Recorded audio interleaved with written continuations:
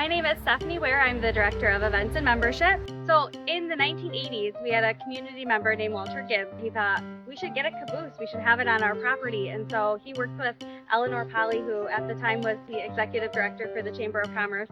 And she worked very hard, did a lot of research, did a lot of digging to find us a caboose. The caboose was built in 1924 by the Standard Steel Car Company. It is turning 100 years old this year. Actually have a good spot to put it. We did not have tracks here. And so the tracks were built. They are not original to the railway. And then we actually had an organization that donated their time and resources to get the caboose here. So it was transported. There was a big day in our community, lots of photos of it actually being transported in its original orange state.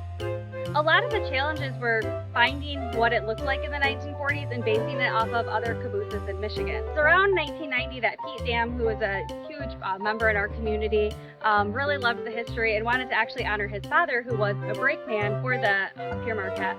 Tons of letters and actually files that we have on that of all of the research that went into it, looking through old magazines, old books, trying to get the exact color, the exact lettering, everything the way that it was, particularly in the 1940s.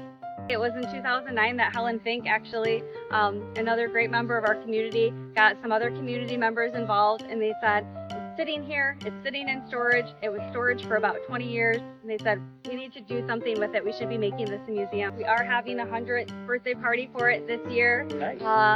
Calling it a Caboose Centennial to celebrate 100 years of the caboose. I would say a lot of our historical projects that have happened are because someone in the community steps up and says, we want to do this, and then we get on board with it.